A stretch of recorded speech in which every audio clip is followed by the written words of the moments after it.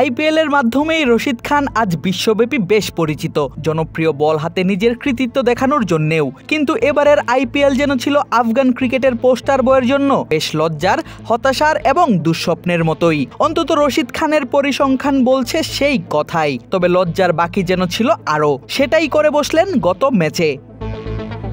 Eliminator পর্বের ম্যাচে মুম্বাই ইন্ডিয়ান্সের বিপক্ষে মাঠে নামার আগে রশিদ খান হজম করেছিলেন ৩১টি ছক্কা, এক আসরে যেটি ছিল যৌথভাবে সর্বোচ্চ। এর আগে আইপিএল এর কোনো আসরেই কোনো বোলার হজম করেননি এর থেকে বেশি ছক্কা। বুঝাই যাচ্ছিল এলিমিনেটর ম্যাচের সেই রেকর্ড ভাঙতে যাচ্ছেন আফগান এই অলরাউন্ডার।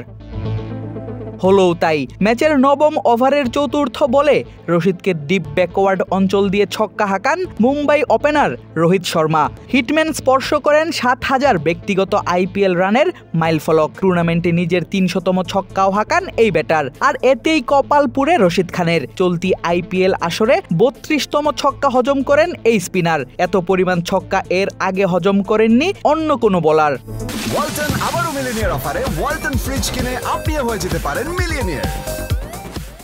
ইনিংসের ১৫তম ওভারে আবারও রোহিত ছক্কা হাঁকান রশিদ খানকে। উইকেট শূন্য থাকা এই স্পিনার এদিন হজম করেন ৪ ওভারে ৩১ রান। মুম্বাই ইন্ডিয়ান্স করে ২২৮ রানের বড় এক সংগ্রহ। সেই ম্যাচ গুজরাট টাইটান্স হারে ২০ রানে। ব্যাট হাতে ২ বল খেলেও রশিদ খুলতে পারেননি নিজের রানের খাতা। মুম্বাইয়ের বিপক্ষে হারের পরেই নকআউট পর্ব থেকে বাদ পড়ে গুজরাট টাইটান্স। শেষ হয় এবারের আইপিএলে তাদের যাত্রা। তবে পুরো আসর জুড়েই যেন নিজেকে হারিয়ে খুঁজছিলেন আফগান এই অলরাউন্ডার। কেননা পরিসংখ্যান অনুযায়ী এত বাজে আইপিএল টুর্নামেন্ট এর আগে দেখেননি রশিদ।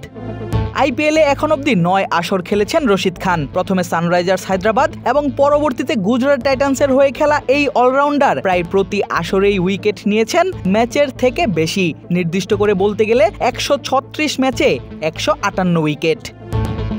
কিন্তু এবার ১৫ ম্যাচে বল করে রশিদের উইকেট সংখ্যা মাত্র ৯টি, অর্থাৎ ৫৭রও বেশি রান দিয়ে রশিদ শিকার করেছেন ১টি করে উইকেট, যেখানে তার ওভার প্রতি ইকোনমি ৯-এর অনেক বেশি। এর আগে কোনো আসরে ৯-এর উপর রান খেতে হয়নি আফগান এই অলরাউন্ডারকে।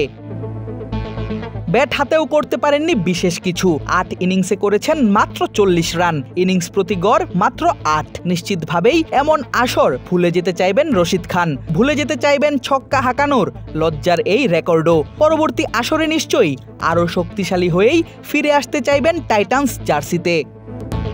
আদিব আশরাফ, ক্রিক ফ্রেঞ্জি।